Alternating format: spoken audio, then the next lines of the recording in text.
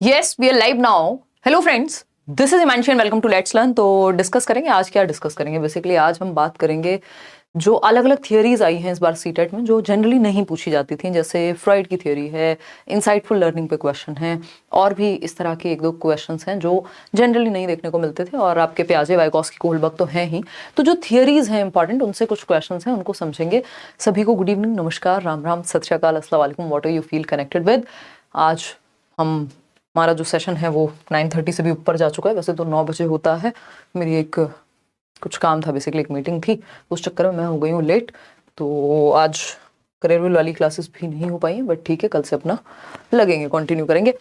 ये like share subscribe आप कर दीजिएगा, ये कहने की बात ही नहीं है। समय कम से कम व्यर्थ करेंगे और क्वेश्चंस पे आएंगे। आज ज़्यादा क्वेश्चंस नहीं है, 20 क्वेश्चंस रखे हैं ताकि एक तो डिटेल में समझ सकें हम कॉन्सेप्ट्स को, और दूसरा क्योंकि कुछ नई थियरीज है ना, और दूसरा ये कि समय भी हमारे पास कम है, रात बहुत ज़्यादा हो चुकी है। यहाँ से आप पीडीएफ ले लीजिएगा, कल वाली पीडीएफ आपको कल मिल जाएगी और मॉक टेस्ट की फॉर्म में भी क्वेश्चंस मिल जाएंगे करियरविल ऐप पर। केवीएस के बैच में और पेडागोजी स्पेशल में अभी भी एडमिशन्स आपके ओपन हैं, आप जा करके एनरोल कर सकते हैं। फर्स्ट क्वेश्चन पे आते हैं। Information processing theories are known to break intelligence down into various basic skills that people employ to take in information process and then use it to reason and solve problems. Who is best known for propounding such theory?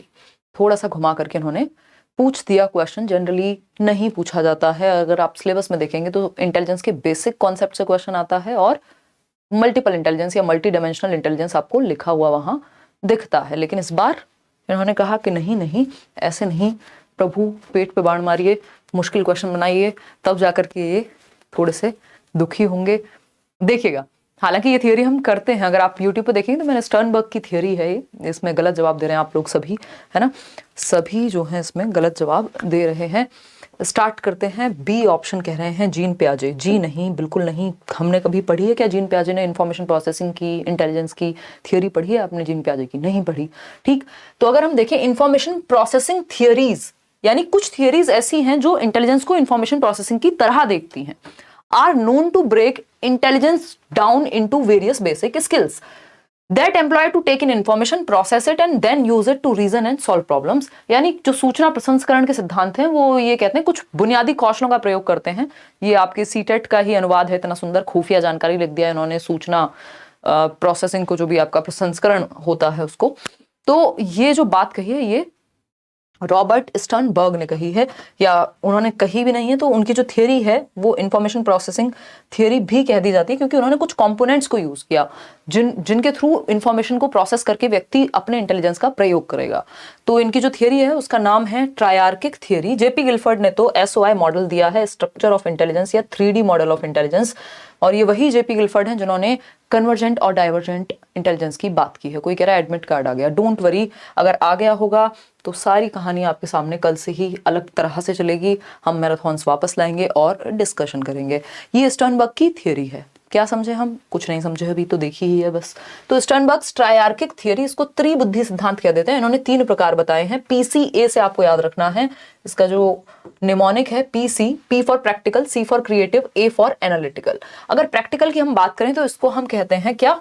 प्रायोगिक, जिसको आप daily life में use करते हैं। Contextual भी कहते हैं, context में, या स्ट्रीट स्मार्ट लोग जो होंगे वो इसी में आएंगे। आपके घर में कुछ भी खराब हो जाए, 1 मिनट में कोई ऐसा व्यक्ति घर में होगा जो ठीक कर देता होगा चीजें, यानी प्रैक्टिकल इंटेलिजेंस उसमें है। चाहे वो छोटे मोटे जुगाड़ की मैं बात कर रही हूँ, या अगर आप प्लम्बर को भी बुला रहे हैं, ठीक। बेसिकली इसमें आप अडेप्ट जल्दी से करते हैं एनवायरमेंट में, आप चेंज कर सकते हैं एनवायरमेंट को, आप सेलेक्ट कर सकते हैं नए एनवायरमेंट को। तो ये प्रैक्टिकल इंटेलिजेंस है जो जीवन को के प्रायोगिक पक्ष में यूज में आती है। दूसरी है क्रिएटिव इंटेलिजेंस, एक्सपीरियंशियल भी इसको कह देते हैं। इनके दो नाम हैं, दोनों नाम याद रखिएगा, पहले प्रीवियसली पेपर में पूछा जा चुका है, ये बहुत पहले एक बार क्वेश्चन आया था 2013-14 में। इसमें क्रिएटिविटी मतलब कुछ नया, कुछ नोवेल्टी, कुछ एक्सपीरियंस के बेस पे नया क्रिएट करना। नोवेल्टी मतलब यूनिक, कुछ डिफरेंट। ऑटोमेशन है कि जो आपने सीखा है उसको नई सिचुएशंस में क्रिएट करना, कुछ नया बना देना, है ना, कुछ नया बना देना। अगर हम बात करते हैं एनालिटिकल इंटेलिजेंस की, तो ये कॉम्पोनेंशियल कहलाती है। इसमें कॉम्पोनेंट्स की बात होती है जिसमें आप इंफॉर्मेशन को प्रोसेस करते हैं, अलग अलग कॉम्पोनेंट्स को समझते हैं। और इंफॉर्मेशन प्रोसेसिंग इसको इसीलिए कहा जा रहा है, या इसमें इंफॉर्मेशन प्रोसेसिंग लागू होती है, अप्लाई होती है। उसका रीजन यही है कि इसमें कई सारे कॉम्पोनेंट्स हैं, जिसमें आपका परफॉर्मेंस कॉम्पोनेंट है जो प्रैक्टिकल इंटेलिजेंस में आता है कॉम्पोनेंशियल है, जिसमें आप कॉम्पोनेंट्स को जोड़ करके एक साथ और सीखते हैं कुछ नया। तो अगर आप पढ़ाई लिखाई की वाली बुद्धि की बात करेंगे तो ये होगी एनालिटिकल इंटेलिजेंस, तो जिसमें प्रॉब्लम्स आप सॉल्व करते हैं, नई इंफॉर्मेशन को टेक इन करते हैं और जजमेंट बनाते हैं और प्रोसेस करते हैं इंफॉर्मेशन को, और फिर आप सीख पाते हैं। तो ये हुई स्टर्नबर्ग की ट्रायआर्किक थ्योरी, पीसीए। इतनी बात क्लियर हुई सभी को, या कोई दिक्कत परेशानी दर्द समस्या यहां तक है? क्वेश्चन नंबर 2 देखिएगा, पोल आपके सामने है, पूछा है who is the father of theory of multiple intelligence, यानी बहुबुद्धि के सिद्धांत के जनक। हिंदी में इन्होंने ऐसे ही पूछ लिया, मल्टीपल इंटेलिजेंस के सिद्धांत के जनक।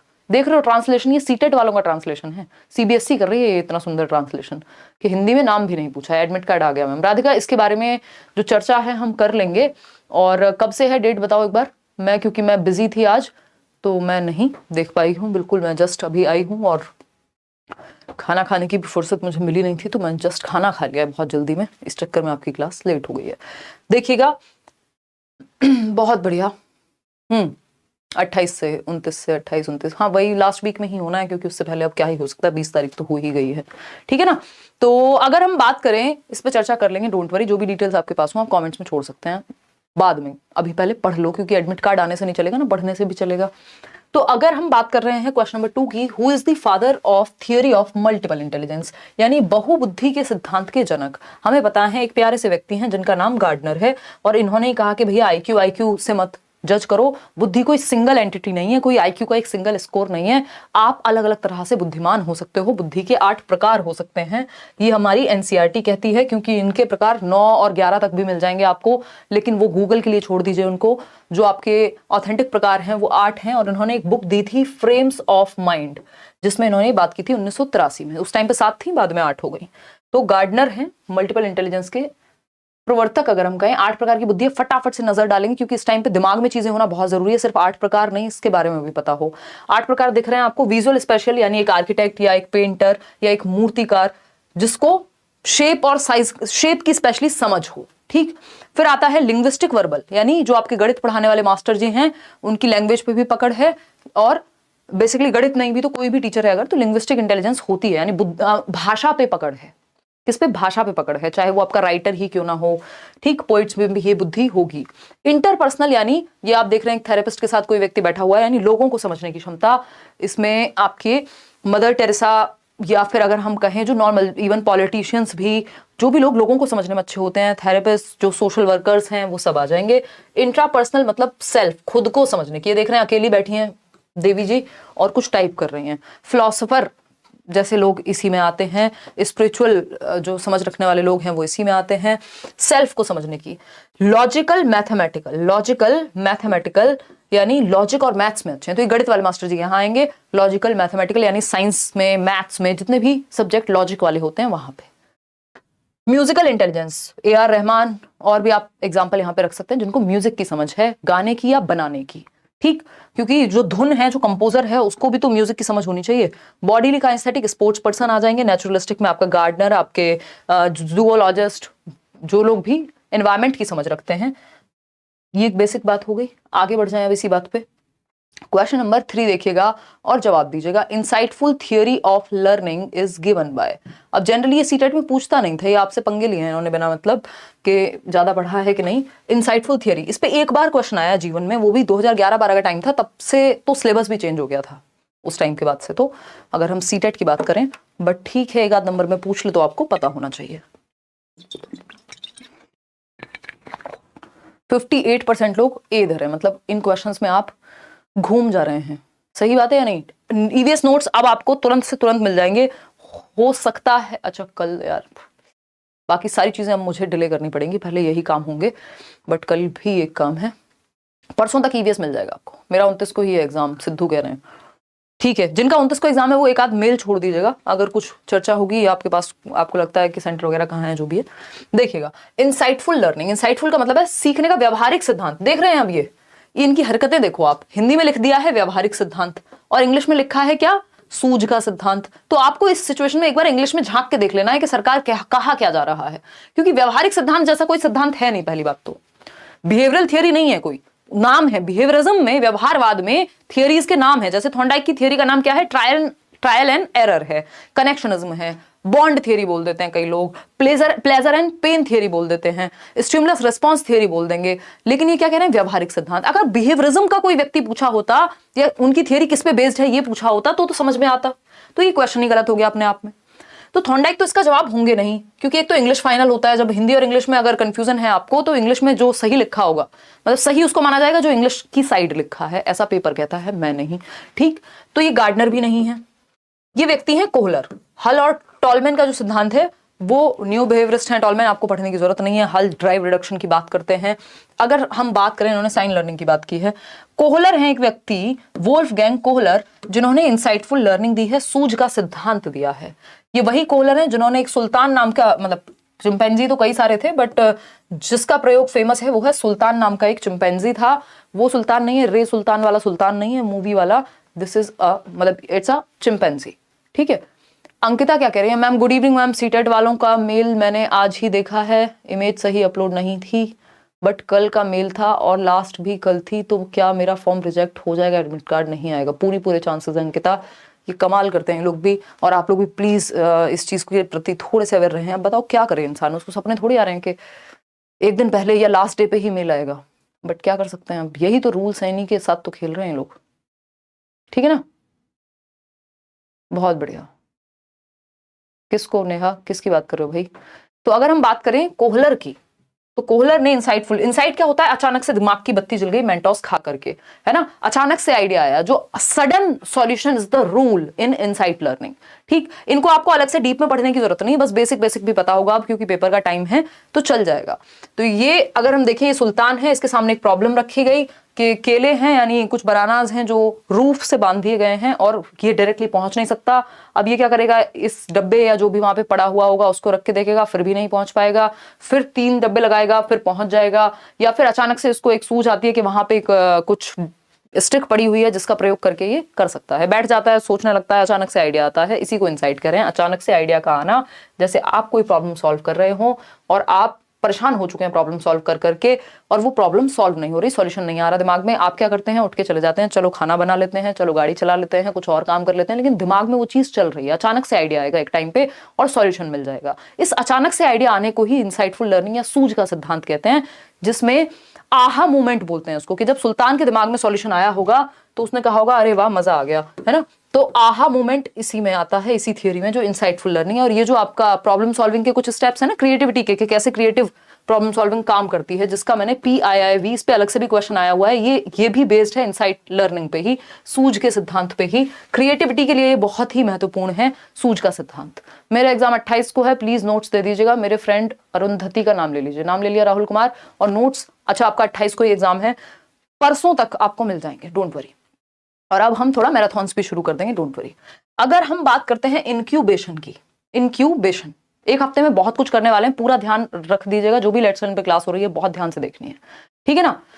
चलिए बहुत बढ़िया। शुभम तिवारी कह रहे हैं रिकॉर्डेड क्लास लाइव कैसे करते हैं भाई, इतने तो हम अभी समझदार नहीं हुए, है ना, हम जो भी काम करते हैं जेन्युइनली करते हैं, ये सब तो नहीं करते हैं।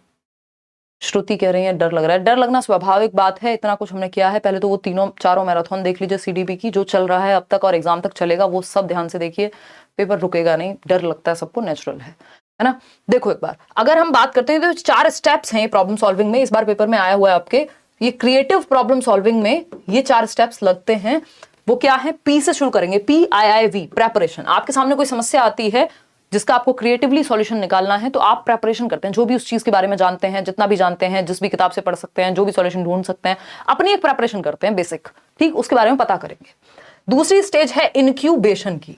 इनक्यूबेशन इज कि आपके दिमाग में खाना बन रहा है, आपको नहीं पता कि आइडिया कब आएगा या इसका सॉल्यूशन क्या होगा, लेकिन दिमाग में चल रही है, वो कॉग्निटिव लेवल पे दिमाग में प्रोसेस चल रही है, आपको नहीं पता कि सॉल्यूशन क्या होगा, ठीक। फिर आता है ये आपका इनसाइट आएगा, इसके बाद फिर आप वेरीफाई करेंगे, इसमें ये गड़बड़ दिया हुआ है, इसका जो स्टेप है वो है PIIV, प्रेपरेशन, इंक्यूबेशन, इनसाइट और वेरिफिकेशन। तो इनसाइट है, अचानक से आइडिया आएगा, फिर आप वेरीफाई करेंगे, फिर जज करेंगे, फिर इवेल्युएट करेंगे वो आइडिया ठीक है या नहीं है।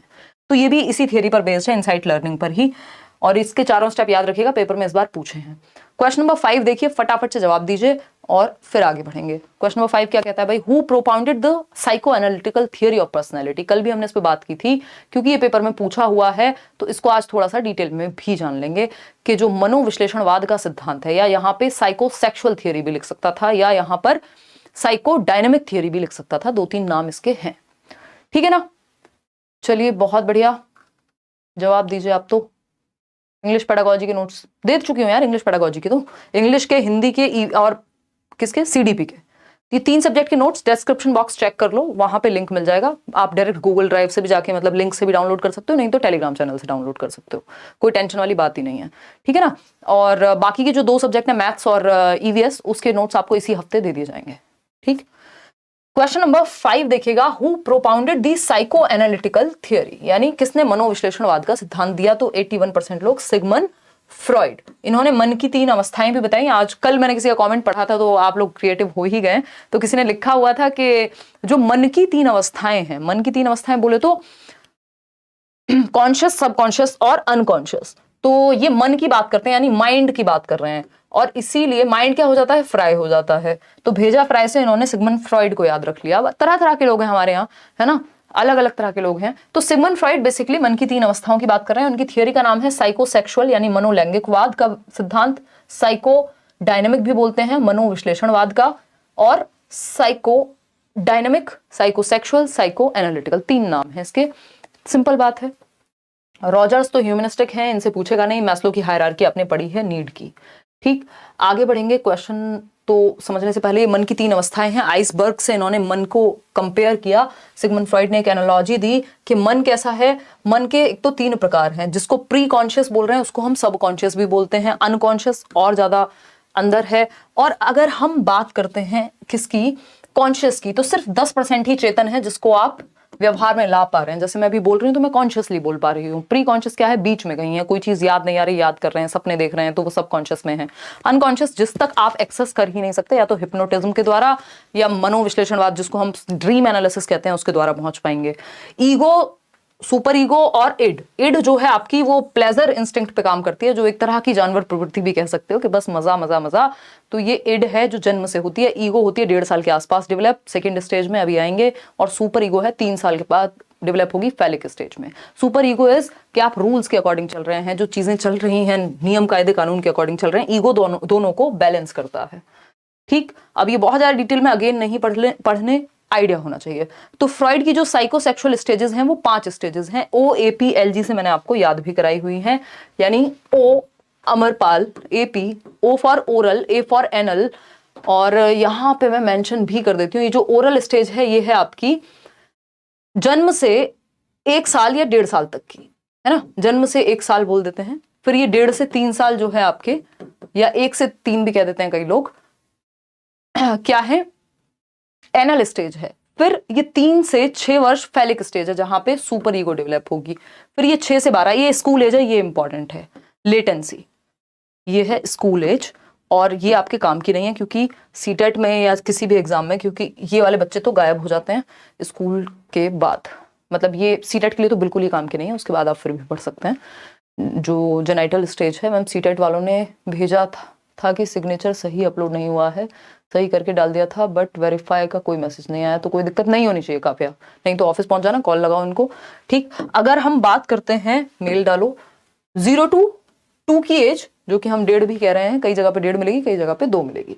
तो 0 to 2 ईयर्स ओरल स्टेज है। बच्चा माउथ सकिंग, माउथ मतलब सकिंग, जो उसका फीडिंग है, या अगर हम बात करें वो थंब सकिंग, इन सब चीजों पे फोकस करता है। एनल स्टेज है जब वो जो यूरिनेशन है या ब्लैडर, गॉल ब्लैडर वगैरह की जो एक्टिविटी है, सुसु पॉटी कंट्रोल करके वहां पे लिबिडो होती है। फिर है फैलिक, यहाँ वो जेनाइटल्स को अपने टच करके अच्छा महसूस करेगा, प्लेजर सीख करेगा। लेटेंसी है जहां पे जो लिबिडो है, जो सेक्सुअल अर्ज है, वो दब जाती है। क्यों?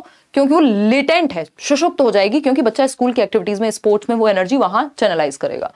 बहुत ज़्यादा डिटेल में नहीं पढ़ना है, मैं बहुत ऊपर से बता रही हूँ, क्योंकि अभी इतना समय नहीं है कि अब आप फ्रॉइड भी पढ़ने बैठ जाएं। अगर आपने सर्च करके पहले से पढ़ा हुआ है, मैंने कराई हुई है थ्योरी या पेडागोजी स्पेशल वगैरह में। सीटेट के लिए जनरली हम ये पढ़ते नहीं है, इसकी स्टेजेस से कभी क्वेश्चन आया नहीं है, बस ऐसे ही सिंपल क्वेश्चन आएगा जैसे अभी पूछा है।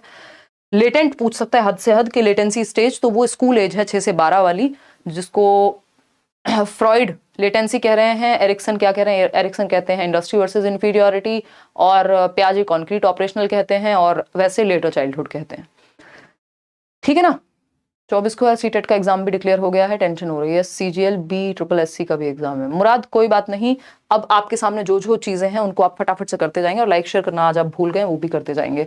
ठीक, मतलब जो एग्जाम पहले उस की तैयारी करो, और साथ में अगर एक आध क्लास सीटेट की अटेंड कर सकते हो तो वो करते रहो, और जब वो एग्जाम हो जाए उसके बाद सीटेट होगा। अभी तो डेट आपकी नहीं आई होगी ना। देखिएगा, the nature of relationship between development and learning is viewed by Vygotsky as having which of the following characteristics, यानी Vygotsky के अनुसार जो विकास और अधिगम है उनके बारे में Vygotsky क्या सोचते हैं। विकास मतलब डेवलपमेंट, जिसमें कुछ हद तक नेचुरल भी चीजें होती है, मैचुरेशन भी शामिल है, ग्रोथ भी शामिल है, और दूसरी चीज है लर्निंग, जो एफर्ट और प्रैक्टिस या ट्रेनिंग से होती है। तो Vygotsky क्या सोचते हैं, लर्निंग से डेवलपमेंट आता है या डेवलपमेंट से लर्निंग आता है? बताइएगा, फटाफट से बताइएगा। हाँ राइट, एक बार अरीफा आप जाइए वहां पे, बहुत मुश्किल है अब आपके डिटेल्स का चेंज हो पाना, बट एक बार फिर भी जाइए, क्योंकि ये ऐसी मिस्टेक है जो आपने खुद की है।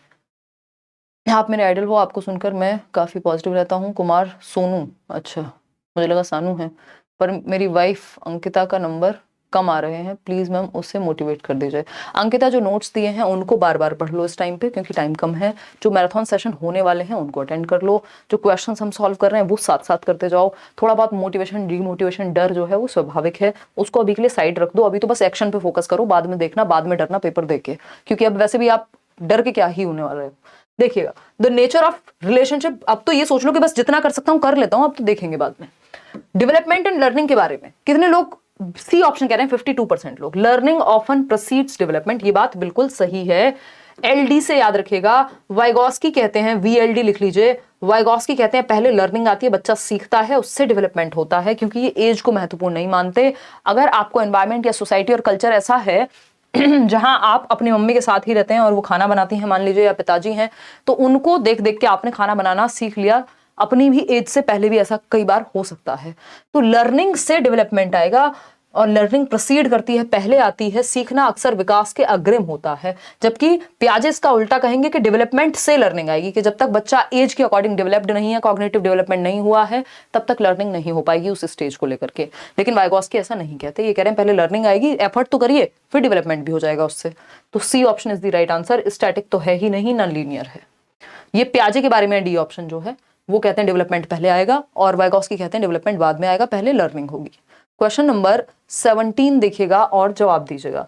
ये कहता है the stage 5 of post conventional level. Stage 5 समझते हैं, कोहलबर्ग की बात हो रही है। स्टेज 5 मॉरलिटी का स्टेज 5 वाला जो लेवल है, सोशल कॉन्ट्रैक्ट ओरिएंटेशन जिसको हम कह देते हैं, वहां पर कौन सी एक बात के द्वारा निर्धारित होगी मॉरलिटी? फटाफट से बताइएगा। पहला ऑप्शन है a free agreement to follow a social contract for the benefit of humanity. तो ह्यूमैनिटी की बेनिफिट की बात ना 6th स्टेज में जनरली होती है। A free exploration of ethics even beyond social contract, यानी सामाजिक अनुबंधों के परे जाकर के नैतिकता को स्वतंत्र रूप से अन्वेषित करना। यानी अब आप यहां ये समझ रहे हैं कि सोसाइटी के भी रूल्स हैं, लेकिन मेरे भी कुछ अधिकार हैं, अगर जरूरत पड़े तो उन रूल्स को बदला जा सकता है। ये बात 5th स्टेज पे ही होती है। बिल्कुल सही जवाब दे रहे हैं 50% लोग।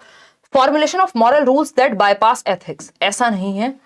अगर हम बात करते हैं the need to appear to be a good person, ऐसा भी नहीं है। ये तो 3rd स्टेज हो गई। बात रही मॉरल रूल्स को फॉर्मुलेट करने की जो एथिक्स को बाईपास कर जाएं, तो ऐसा नहीं कि जबरदस्ती ही वो एथिक्स को ऐसे मॉरल रूल्स बनाएगा जो एथिक्स से परे हों। वो ये देखना चाहता है इस टाइम पे सामाजिक अनुबंधों के परे जाकर नैतिकता को स्वतंत्र रूप से एक्सप्लोर करेगा कि कुछ रूल्स बदले भी जा सकते हैं यदि वो समाज के भले में नहीं है तो।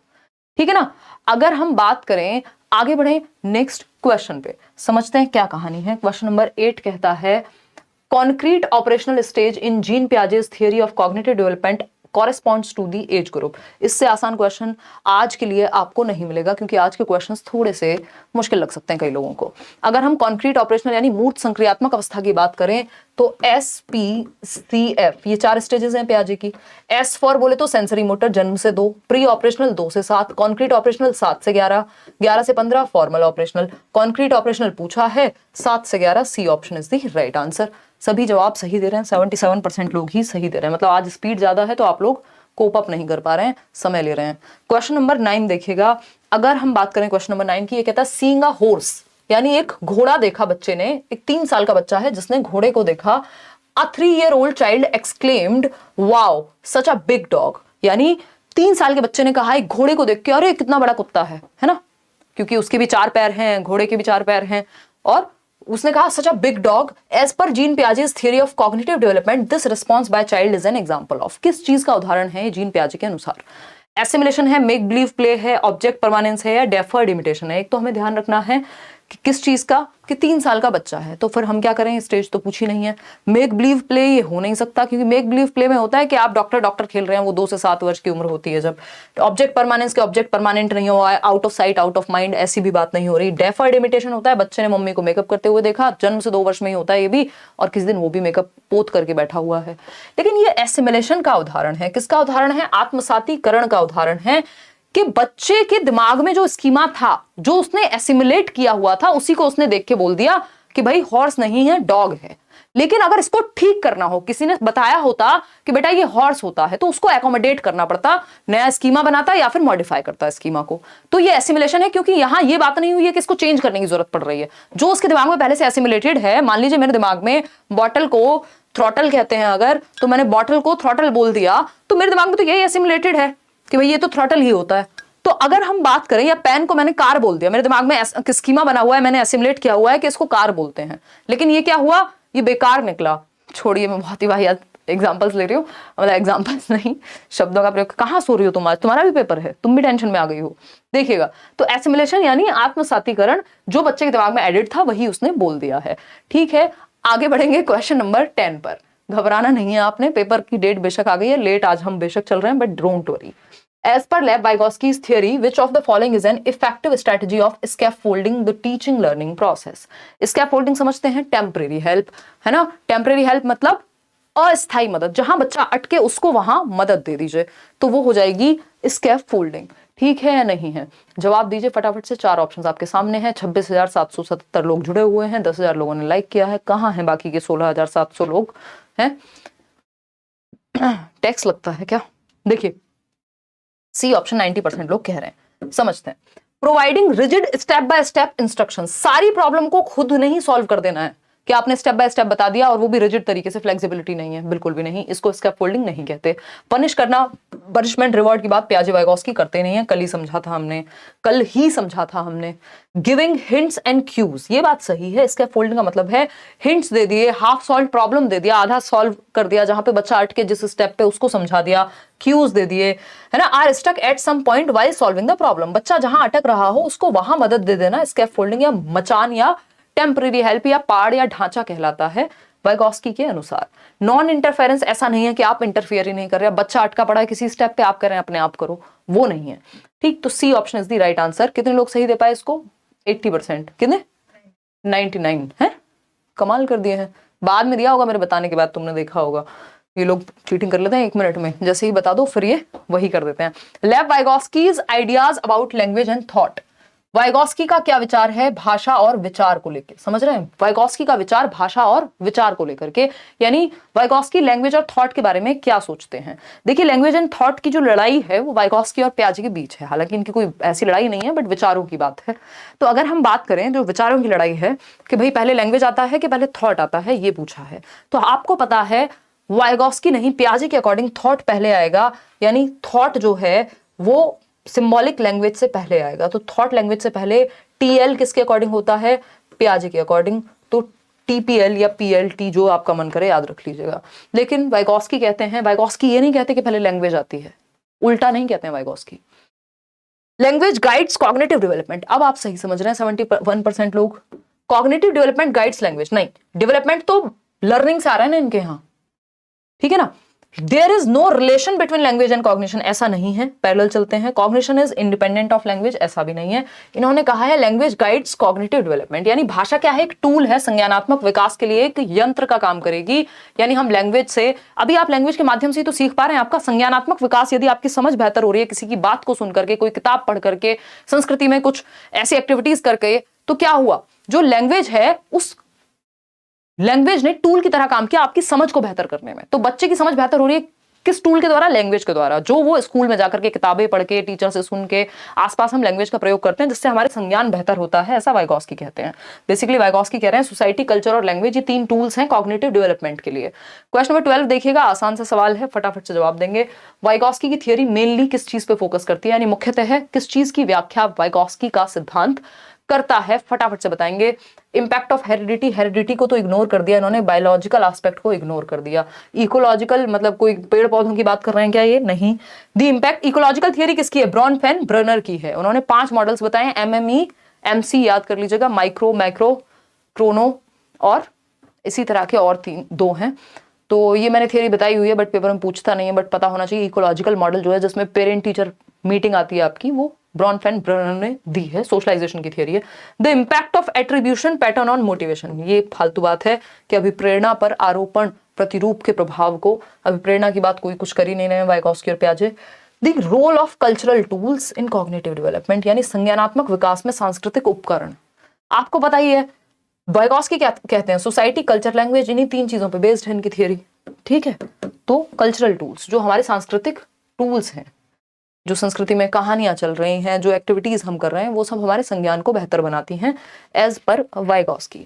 चलें आगे बढ़ें। क्वेश्चन नंबर 13 देखिएगा, लॉरेंस कोहलबर्ग की थियरी में obeying rule to avoid punishment, यानी आप नियम इसलिए मान रहे हैं क्योंकि पनिशमेंट ना लग जाए। जैसे आज मेरा चालान हो गया और वो तो छोड़ दीजिए, खैर वो येलो लाइट थी उस पर रोक दिया उन्होंने यार दिन में, मुझे आदत नहीं है, दिन में मैं ज़्यादा निकलती नहीं हूँ और उस चक्कर में कॉल बीच में आ रहा था, मुझे पहुंचना था जल्दी में। हंस रही हो तुम बैठ के, हैं हंस रही हो? तो खैर वो प्यार मोहब्बत से सुलझा लिया हमने, लेकिन चलान तो हो ही गया।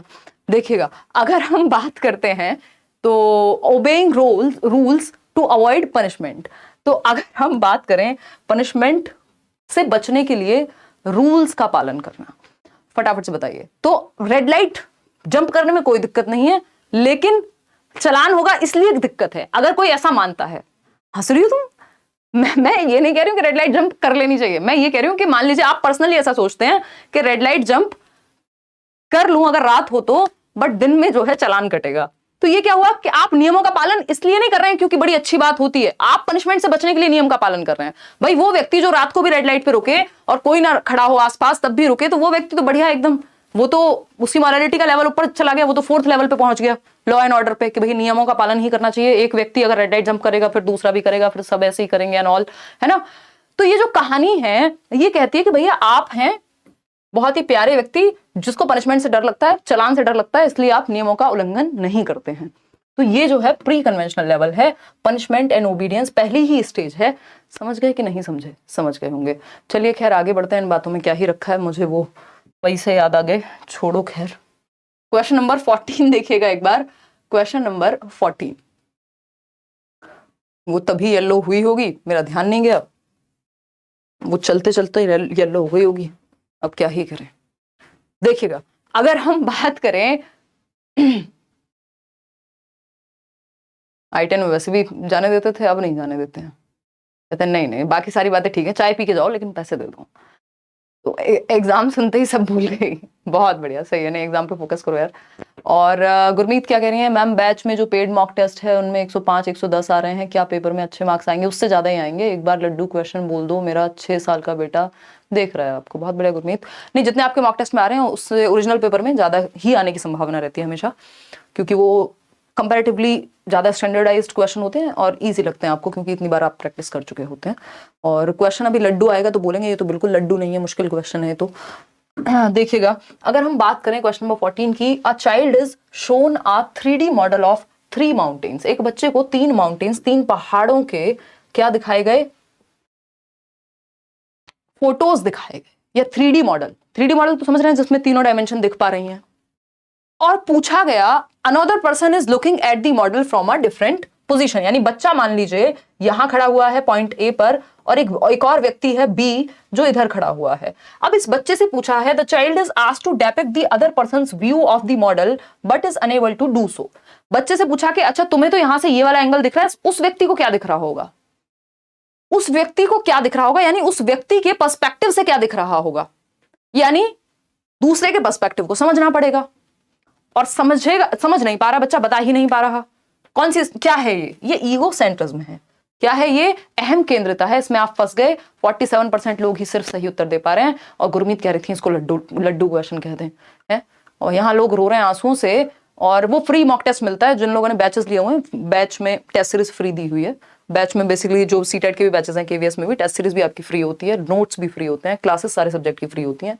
तो इसलिए जिन लोगों को लग रहा था बड़ा महंगा बैच है वो 2000 वाला केवीएस में, और सीटेट में तो और सस्ता था आई थिंक, तो वो वैसे नहीं है, उसमें सब कुछ इंक्लूडेड है। ऐसा नहीं है फिर आपको नोट्स अलग से बेचे जाएंगे या टेस्ट सीरीज अलग से। देखिएगा, ईगो सेंट्रिज्म यानी आत्म केंद्रियता, अलग से अभी हम अवेलेबल कराते नहीं है, शायद जब कराएंगे तो बता देंगे। आत्म केंद्रियता कह लीजिए आप इसको, या अहम केंद्रियता कह लीजिए। बच्चा दूसरे का पर्सपेक्टिव नहीं समझ पा रहा, ठीक है। बच्चा क्या नहीं समझ पा रहा? दूसरे का पर्सपेक्टिव नहीं समझ पा रहा। वो दूसरे के एंगल से नहीं देख पाएगा कि सामने वाले व्यक्ति की नजर से क्या दिखेगा, वो ये नहीं समझ पा रहा। अब इस स्थिति में क्या होगा? बच्चा क्या है, अभी प्री ऑपरेशनल स्टेज में है। 2 से 7 वर्ष में ये समस्या आती है, ठीक है। हाँ, दोनों पेपर एक ही दिन होते हैं कोमल, 28 को ही हैं आपके दोनों पेपर, एक सुबह हो जाएगा, एक दोपहर में। तो ये ईगो सेंट्रिज्म की प्रॉब्लम है। देखो, एनिमल्स में ऐसा नहीं है कि वो सजीव चीज को निर्जीव समझ रहा है या निर्जीव को सजीव समझ रहा है, ऐसा कुछ नहीं है। दूसरे के पर्सपेक्टिव को ना समझ पाना क्या कहलाता है बताओ? ईगो सेंट्रिज्म, अहम केंद्रिता। बच्चा सिर्फ अपने ही पर्सपेक्टिव को देख पाता है, आए वाला कॉन्सेप्ट उसका सेल्फ सेंटर्ड है वो, ठीक। ऑब्जेक्ट परमानेंस तो ये होता है कि वस्तु स्थायी है कि नहीं है। हाइपोथेटिकल थिंकिंग तो भैया बाद में जाकर के कहीं आएगी, ठीक है। नहीं, यहां पे प्रॉब्लम क्या है? The child is illustrative of, ये नहीं पूछा कि किसकी कमी है। कमी होती तो हाइपोथेटिकल थिंकिंग हम कह सकते थे एक बार को, लेकिन पूछा है कि सही तरीके से नहीं कर पाता, इसका मतलब ये क्या दर्शाता है? तो ये हाइपोथेटिकल थिंकिंग तो बिल्कुल नहीं दर्शाता है, क्योंकि हाइपोथेटिकल थिंकिंग में तो आप बता देंगे इमेजिन करके, हाइपोथेसिस करके, कल्पना करके। यहां तो कल्पना है ही नहीं, परिकल्पना कहां से करेगा बच्चा? समझ पा रहे हैं ना बात को? Edutech classes. चलिए आगे बढ़ते हैं। तो इसलिए फंसना नहीं है इसको। डी ऑप्शन में जो लोग कंफ्यूज कर रहे थे मैंने बता दिया क्यों नहीं होगा डी ऑप्शन। क्वेश्चन नंबर 15 देखिएगा, 5 सवाल और हैं आपके, फिर आप अपने घर जा सकते हैं। आई मीन अपने ही घर होंगे आप, हम ऐसा मान रहे हैं। एंड में तैयारी कैसे करें 10 दिन, इस पे कल वीडियो बना दूंगी। मैंने आपको कहा था 1 हफ्ते पहले एडमिट कार्ड आएगा, 8 दिन पहले, और मैं अगले 7 दिन की क्या तैयारी होनी चाहिए उस पर चर्चा कल कर दूंगी, ठीक है। कोई बात नहीं है, कोई दिक्कत वाली बात नहीं है, लोगों ने किया है 1-1 हफ्ते में भी क्लियर, इतना बड़ा एग्जाम नहीं है, इतनी टेंशन वाली बात नहीं है, ठीक है ना। चलिए, बहुत ही बढ़िया। और ये करियरवेल ऐप से ही कोई भी कोर्स आपको लेना है, या जो भी चीज अगर आप पेड ले रहे हैं, अदरवाइज किसी भी वेबसाइट पे, किसी भी जगह पे जो लेट्स लर्न के नाम से कुछ बेच रहा हो, प्लीज उससे बचिएगा। ना कोई ऐप है लेट्स लर्न का अभी तक अपना, ना कोई वेबसाइट है।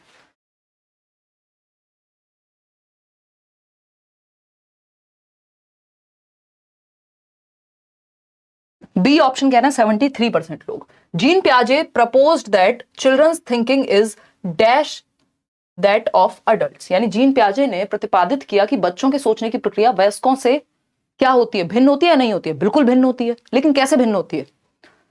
नॉट डिफरेंट, ऐसा नहीं है, मतलब बच्चा भी सेम सोच रहा है और आप भी सेम सोच रहे हैं, वाह वाह क्या बात क्या बात। क्वालिटेटिवली डिफरेंट फ्रॉम, यानी गुणात्मक रूप से भिन्न है, या क्वांटिटेटिवली? तो क्वांटिटेटिवली तो सेम होती है, अमाउंट सेम है, बच्चा भी सोचता है, आप भी सोचते हैं, वो खाने के बारे में सोच रहा होगा, आप अपने ब्रेकअप के बारे में सोच रहे होंगे, प्रकार अलग हो जाएगा। काइंड इज डिफरेंट, क्वालिटी अलग है थॉट की, आप ज्यादा कॉम्प्लेक्स सोच सकते हैं कई बार, या डिफरेंट तरीके से अपने कॉग्निटिव डेवलपमेंट के अनुसार। तो काइंड में अंतर होता है, क्वांटिटी में नहीं, मात्रा में नहीं, अमाउंट में नहीं, प्रकार या क्वालिटी अलग होती है थॉट की। एक 2 साल का बच्चा और एक 16 साल का या 26 साल के व्यक्ति की थॉट तो बच्चे को भी आ रहे हैं, आपको भी आ रहे हैं, विचार तो दोनों के दिमाग में है, बस प्रकार अलग है विचारों का, ठीक है ना। क्वाइट सिमिलर नहीं होते। B option is the right answer. Question number 16 देखिएगा एक बार, क्वेश्चन नंबर 16 देखिएगा और जवाब दीजिएगा। क्या कहता है सवाल 16, बताइएगा फटाफट से बताइएगा बिना परेशान हुए। केवीएस पीआरटी में बीएड वाले एलिजिबल हैं विदाउट सीटेट, बट हैं विदाउट सीटेट, ऐसा कब हुआ? चक्कर मत दिला देना मेरे को, क्रेजी वर्ल्ड नाम है आपका, तो आपने क्वेश्चन भी ऐसा ही पूछा है। मैम केवीएस पीआरटी में बीएड वाले एलिजिबल हैं without CTET, but form fill नहीं है हो रहा, सीटेट की डिटेल्स मांग रहे हैं, तो मैं फॉर्म कैसे फिल कर सकती हूँ? विदाउट सीटेट कैसे टीजीटी फिल कर दोगे भाई? है? ये कौन से सपने हैं, क्या फोन में लगी हुई हो? देखो विदाउट सीटेट नहीं होता, पेपर 1 में सीटेट चाहिए होता है, और मतलब पीआरटी में और टीजीटी में भी, पीजीटी में नहीं चाहिए होता है, मेरी नॉलेज के अनुसार तो मुझे इतना ही पता है, पता नहीं ये कौन सी रूपरेखा आपने पढ़ ली है किस चीज की। Lev Vygotsky refer to the difference between what a child can do on his own and what can be accomplished with some assistance age, यानी बालिका स्वयं से क्या कर सकती है और कुछ सहायता यदि उसको मिल जाए तो तब क्या कर सकती है। यानी आप स्वयं से 70 नंबर ला रहे थे, आपने लेट्स लर्न देखा, अब आप लेके आने लग गए कितने नंबर, 110 नंबर। तो ये क्या हुआ, जो आप खुद से कर सकते हैं, जो किसी की सहायता से कर सकते हैं। इस असिस्टेंस को जो सहायता मिली है ये किस दायरे में होगी ये पूछा है ना। इसके बीच के अंतर को क्या कहेंगे। तो मैंने आपके साथ जब हम मैराथन सेशन कर रहे थे अभी कुछ ही दिन पहले, 8.5 घंटे की 4 सेशंस हैं आपके सामने सीडीबी के, क्योंकि इस बार कॉन्सेप्चुअल क्वेश्चन पूछे जा रहे हैं ज्यादा। तो हमें ये पता है कि ये जो असिस्टेंस है, यहां पे ये नहीं पूछा कि असिस्टेंस को क्या कहेंगे, असिस्टेंस को तो स्कैफोल्डिंग कह देंगे साफ भाषा में, बट हमसे हेल्प को क्या कहेंगे ये नहीं पूछा। हमसे पूछा है कि जो बच्चा खुद से कर सकता है, डिफरेंस दोनों के बीच का अंतर क्या है, जो आप खुद इंडिपेंडेंटली कर सकते हैं और जो किसी की सहायता से कर सकते हैं, इसके बीच के अंतर को ZPD कहते हैं। जो आप खुद से कर सकते हैं, जो किसी की सहायता से कर सकते हैं, यही है वो संभावना का दायरा जहां पे आपका विकास, संभावित विकास, प्रॉक्सिमल या पोटेंशियल डेवलपमेंट हो सकता है यदि हेल्प मिल जाए। तो B option is the right answer, बाकी कोई ऑप्शन बनता भी नहीं है। क्वेश्चन नंबर 17 देखिएगा, जवाब दीजिएगा फटाफट से। इतने क्वेश्चंस आज आप लोगों ने पूछ लिए हैं सुपर चैट कर करके। Ma'am science pedagogy content notes नहीं दीजिएगा। आशिमा अभी तो नहीं दे पाऊंगी इस बार, अगली बार भी कोशिश ही करूंगी। मैं साइंस और SST वाले नोट्स नहीं देती हूँ, मतलब नोट्स क्या, क्लासेस भी नहीं होती हैं उसकी, वो बैचेस में होती हैं। तो फिर तो एक काम कीजिए आप, अभी तो आप प्रीवियस ईयर से काम चला लीजिए। 15 नंबर की आती है ना, 20 नंबर की, उसमें भी 10-10 की आएगी, क्योंकि साइंस एंड मैथ्स में तो 10 नंबर की पेडागोजी आपकी साइंस की होगी, 10 की मैथ्स की होगी। पेपर 2 में 20 नंबर की आती है ना, 60 नंबर में से वो जो पार्ट बी है आपका। बहुत बढ़िया, तैयारी हम करेंगे, एनर्जी बना के रखनी। अगर आप अगले 1 हफ्ते तक या जब तक भी आपका पेपर हो रहा है आप चैनल से भी बने हुए हैं तो भी पेपर नहीं रुकेगा। अगेन बस थोड़ा मन से समझ के पढ़ाई करनी है, घबरा करके ऐसा नहीं हो जाना है कि जैसे पता ही ना हो, कहीं से अचानक से प्रकट हुआ हो पेपर, आपको पता था पेपर होगा। देखिएगा question number 17, which of the following statements about language and thought is correct from Vygotskian perspective. Vygotsky के अकॉर्डिंग थॉट और लैंग्वेज पे क्या बात है। देखिएगा आपको पता है पियाजे कहते हैं पहले थॉट आएगा बाद में लैंग्वेज, ठीक है ना। ये TLP से याद रखिएगा, थॉट पहले आता है लैंग्वेज से, ये कहते हैं पियाजे, इसलिए TLP कह रहे हैं थॉट कम्स बिफोर लैंग्वेज, यानी पहले विचार आ जाएगा फिर भाषा आएगी। इस पेन को देख के दिमाग में विचार पहले आने लग गया होगा, भाषा बाद में सीखी होगी बच्चे ने, किसको पेन कहते हैं, ये पियाजे कहते हैं। लेकिन पूछा क्या है, वाइगॉस्की के बारे में। तो language facilitates development of higher mental functions, यानी भाषा जो है वो उच्च मानसिक क्रियाओं को सुसाधित करती है, हेल्प करती है, यानी हमारे संज्ञान को बेहतर बनाती है। यही बात तो कही थी अभी घुमा के एक और क्वेश्चन में। लैंग्वेज हिंडर करती है डेवलपमेंट को, भाई वाइगॉस्की तो लैंग्वेज को टूल मानते हैं कॉग्निटिव डेवलपमेंट का। सोसाइटी, कल्चर, लैंग्वेज, ये तीन चीजें तो इंपॉर्टेंट हैं वाइगॉस्की के according. Language does not play any role, ऐसा कैसे कह देंगे भाई। Thought occurs independent of language development, ऐसा भी नहीं है कि इन्होंने ये कह दिया थॉट अलग होता है लैंग्वेज अलग होता है ना। या इंडिपेंडेंट का मतलब हो गया कि इससे फर्क ही नहीं पड़ रहा, फर्क नहीं पड़ रहा, ये नहीं है प्रॉब्लम। बात यह है कि जो लैंग्वेज है वो आपके और मर्ज हो जाते हैं एक टाइम के बाद, पहले पैरेलली चलते हैं, इंडिपेंडेंट होते हैं, बाद में मर्ज हो जाते हैं। तो ये कह रहे हैं कि हमेशा के लिए ही इंडिपेंडेंट है, ऐसा नहीं है। तो A option is the right answer over here. आगे बढ़ेंगे, क्वेश्चन नंबर 18 करेंगे, फिर मैं आपकी और समस्याएं सुनूंगी, जितने भी लोग परेशान हुए हैं ये एडमिट कार्ड की वजह से। देखिएगा, हाँ GA में पढ़ना पड़ेगा, वो हिस्ट्री, पॉलिटी, ज्योग्राफी जो भी पूछ रहा है KVS PRT में, क्योंकि वो जो GS वाला सेक्शन है ना उसमें तो सब कुछ ही आएगा ना, फिर तो थोड़ा थोड़ा तो पढ़ना ही है। 28 को है, क्या करें, तैयारी कुछ भी नहीं है, क्या अभी करें कि मेरा क्वालिफाई हो जाए। नॉक टाइम कल बताएंगे, इसमें एक अलग से वीडियो बना दूंगी मैं स्ट्रेटजी की, क्या क्या आपको इस समय पे पढ़ना चाहिए जो जरूरी है और आपके पेपर को क्वालिफाई करा सकता है। क्योंकि पेपर क्वालिफाइंग है तो ऐसा नहीं है कि 7-8 दिन में आप नहीं कर सकते हैं, बशर्ते सही चीजें, टू द पॉइंट चीजें पढ़ें आप। एक तो वो नोट्स डाउनलोड कर लीजिए 3 सब्जेक्ट के, नीचे डिस्क्रिप्शन में फ्री नोट्स हैं, पैसे मत दे देना किसी को, ठीक, और उनको पढ़ लीजिए। हाँ तुम्हें दे दें पैसा, हाँ इनको दे देना मैडम जी को। 18 क्वेश्चन देखिए, responding to Heinz dilemma, Ruhi says stealing the drug is wrong under any circumstances because it is wrong to steal. According to Lawrence Kohlberg's theory of moral development, Ruhi is at, यानी Heinz दुविधा पर रूही अपनी प्रतिक्रिया देते हुए कहती है कि दवाई की चोरी किसी भी परिस्थिति में गलत है, क्योंकि चोरी करना गलत बात होती है। यानी किसी की जान भी बचानी हो तब भी चोरी गलत है, चोरी करनी ही नहीं चाहिए। हाइंस को वो दवा नहीं चुरानी चाहिए थी, अपनी वाइफ की डेथ हो जाती तो होने देता। ऐसा कौन कह रही है? रूही कह रही है। रूही किस लेवल पे है बेचारी अभी, बताइए फटाफट से। प्री कन्वेंशनल पे है, पनिशमेंट और ओबीडियंस की बात कर रही है क्या? नहीं, उसने ये नहीं कहा कि पनिशमेंट मिलेगी। अगर रूही का रीजन ये होता, तर्क ये होता इस बात का कि चोरी नहीं करनी चाहिए क्योंकि पनिशमेंट मिलती है, जेल जाना पड़ेगा, तब ए ऑप्शन हो जाता। लेकिन अभी रूही ने कहा है चोरी करना ही गलत बात है, नियमों को तोड़ना ही गलत बात है, नियम नहीं तोड़े जा सकते, rules are rigid and fixed. तो ये है लॉ एंड ऑर्डर, बिल्कुल आप सही समझ पा रहे हैं। 50% लोग इसका सही उत्तर दे रहे हैं। प्री कन्वेंशनल में ये पर्सनल रिवॉर्ड है, ये थोड़ी लिखा है टिट फॉर टैट, जैसे को तैसा, कुछ अपना फायदा हो तो चोरी कर लो, नहीं तो नहीं करो, ऐसा कुछ नहीं लिखा। पोस्ट कन्वेंशनल है सोशल कॉन्ट्रैक्ट ओरिएंटेशन। देखिए इसको आप दिल पे ले गए। सोशल कॉन्ट्रैक्ट ओरिएंटेशन में ऐसा नहीं होता कि रूल्स को बदला नहीं जा सकता, चोरी करना ही नहीं चाहिए, चोरी करना गलत बात है, ये सब बातें नहीं होती। यहाँ पे होता है कि एक इंडिविजुअल का भी राइट है और सोसाइटी में भी नियम बने रहे, बट नियमों को परिवर्तित किया जा सकता है, रेड लाइट को जंप किया जा सकता है यदि जान बचानी है किसी की। तो इस तरह की बात इसमें सोशल कॉन्ट्रैक्ट ओरिएंटेशन में होती है। ये 5th स्टेज है। लॉ एंड ऑर्डर है आपका 4th स्टेज, जहां पे नियमों को आप बदल ही नहीं सकते, नियम तोड़ना गलत बात है चाहे कुछ भी हो जाए। क्या समझे? सही समझे? C option. आगे बढ़ेंगे क्वेश्चन नंबर 19 पर। अगर हम बात करते हैं क्वेश्चन नंबर 19 की, तो ये कहता है, सेकंड लास्ट क्वेश्चन है आज का, which one of the following statements can not be attributed to Piaget's theory, यानी पियाजे की थियरी के अकॉर्डिंग कौन सी एक बात गलत है या कौन सी एक बात पियाजे के बारे में चर्चा नहीं करती, बताइएगा फटाफट से बताइएगा। ये कौन व्यक्ति है जो इतना दुखी है? लाल कलर का इमोजी बना बना के रेड हो चुका है बेचारा। ईवीएस का कहाँ है मैम नोट्स? शिफा बिन हुसैन है बहुत हर जगह आपके स्टाइल में चाहिए। वाह वाह शिफा, दिल जीत लिया आपने। शिफा आई नो आप बहुत पुरानी लर्नर हैं, हमारे स्टाइल में मिलेगा आपको। इंग्लिश वाले तो मैंने दिए हुए हैं, कई साल पुराने नोट्स हैं, बट मैं हिंदी इंग्लिश दोनों में दोबारा से दे दूंगी सीटेड ईवीएस के नोट्स अभी फटाफट से, बहुत ज़्यादा जल्दी परसों तक दे देंगे, ठीक। और मैथ्स पेडागोजी के भी। मैडम वो मैथ्स पेडागोजी के नोट्स आपको दिए थे, प्री कर लिए, पढ़ लिए? कहाँ है? एक प्रिंट आउट आप खो चुके हैं, पेपर वेस्ट कर रही हैं आप, देखिएगा। एनवायरमेंट का कुछ सोचा है कि नहीं सोचा है? फिर आप तो रहने ही दो, दिन भर पेट्रोल फूंकती हो।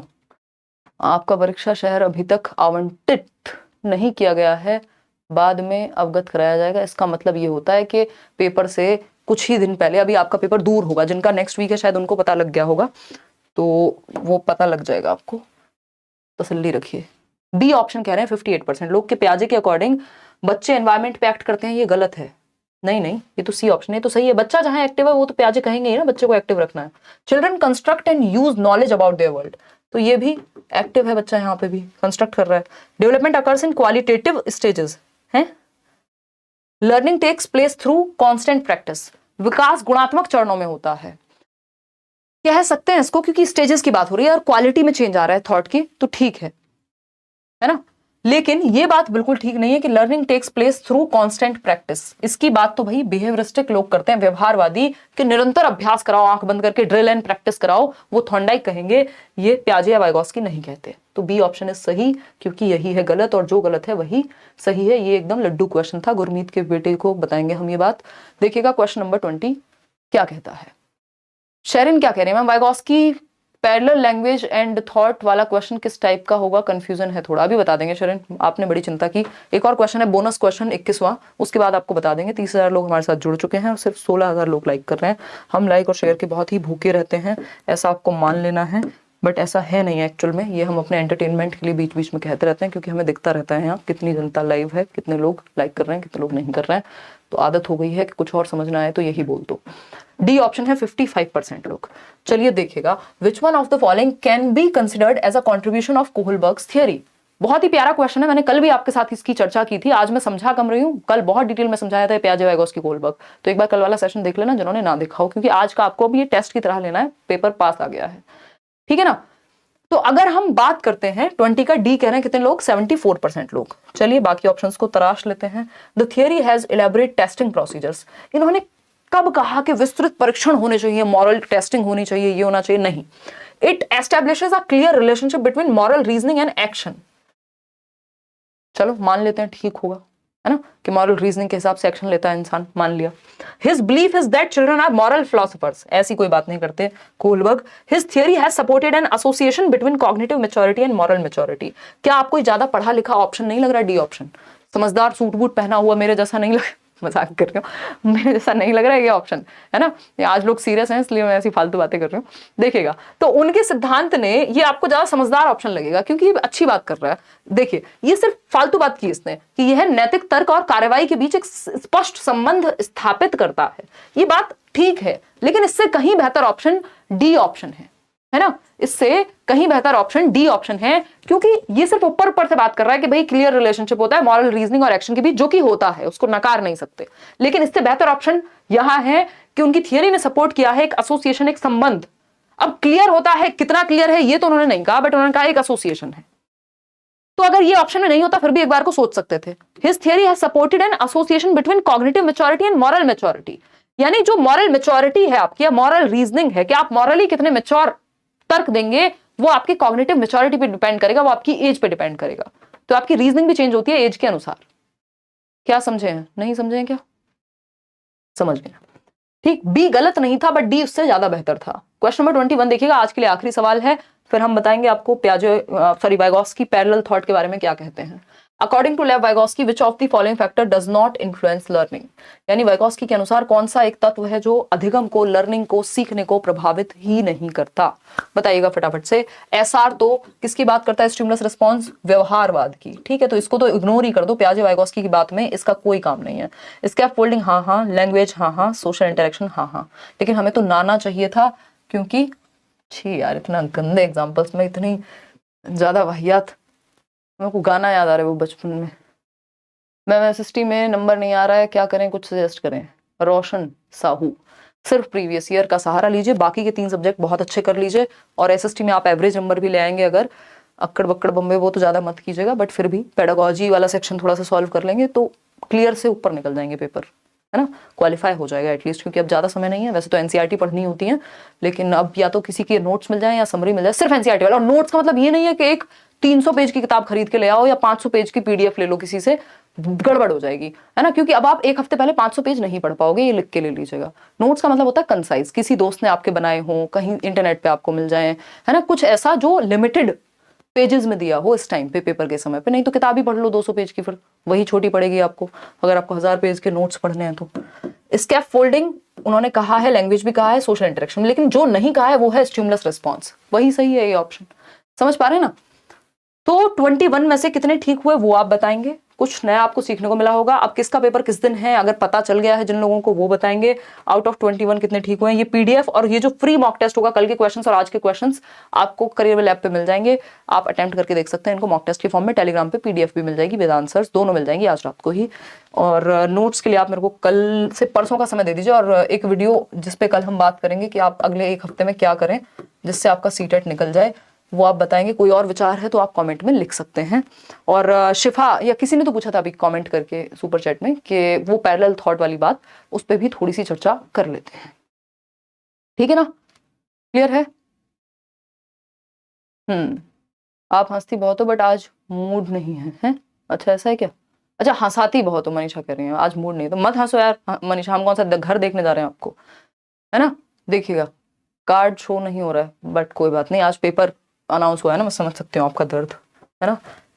देखिएगा अगर हम बात करें किस चीज की, वाइगोस्की कह रहे हैं थॉट और लैंग्वेज पैरेलल चल रहे हैं, समानांतर चल रहे हैं। 3 साल के बाद या धीरे धीरे जैसे जैसे एज आगे बढ़ेगी मर्ज हो जाएंगे, ठीक है ना। लेकिन इनके अकॉर्डिंग थॉट और लैंग्वेज इंपॉर्टेंट हैं कॉग्निटिव डेवलपमेंट में, है ना, ये बात हमें याद रखनी है। जबकि पियाजे क्या कह रहे हैं? पियाजे कह रहे हैं भैया thought proceeds, thought not only proceeds but determines language. यानी थॉट ना केवल पहले आता है भाषा से, बल्कि भाषा को सुनिश्चित भी करेगा। मैं क्या बोलने वाली हूं, ये मेरे दिमाग में इतनी तेजी से विचार आया होगा, उससे सुनिश्चित हुआ है कि मुझे क्या बोलना है। ये बहुत तेजी से होता है तो इसलिए पता नहीं लगता। तो पहले विचार आता है और फिर भाषा आती है, ऐसा पियाजे कह रहे हैं। और विचार ही भाषा को निर्धारित करता है, ऐसा पियाजे कह रहे हैं। जबकि वाइगोस्की क्या कह रहे हैं? वाइगोस्की कह रहे हैं दोनों पैरेलल चल रहे हैं और एक टाइम के बाद मर्ज हो जाते हैं। लेकिन इसका मतलब ये नहीं है कि दोनों का कोई रिश्ता नहीं है एक दूसरे से, या फिर ये प्रभाव नहीं डालेंगे कॉग्निटिव डेवलपमेंट पे। महत्वपूर्ण दोनों के अनुसार है, अगर देखा जाए लैंग्वेज भी दोनों के अनुसार महत्वपूर्ण है और थॉट भी, लेकिन कॉन्टेक्स्ट अलग है, कॉन्टेक्स्ट अलग है। ठीक है, कोई दिक्कत परेशानी दर्द समस्या? आप बेस्ट टीचर हो। अरे हम सब बेस्ट हैं यार, सब बढ़िया है अपनी अपनी जगह। आपको जहां से जैसे समझ में आए सब बढ़िया है। बाकी मेरी कोशिश रहती है पूरी ऑनेस्टी और पूरे बेस्ट तरीके से किस तरह से हम टू द पॉइंट और कट टू कट चीज़ें समझ के आपको बिना मैनिपुलेट किए, गुमराह किए। अलग अलग तरह के लोग हैं आजकल खतरनाक, बट बहुत सारे टीचर्स अच्छे भी हैं ऑफ कोर्स। तो अच्छाई को तो हम इग्नोर नहीं कर सकते। आपको जो समझ में आए आप सीखिए, है ना। कुल मिला के फ़ायदा आपका होना चाहिए।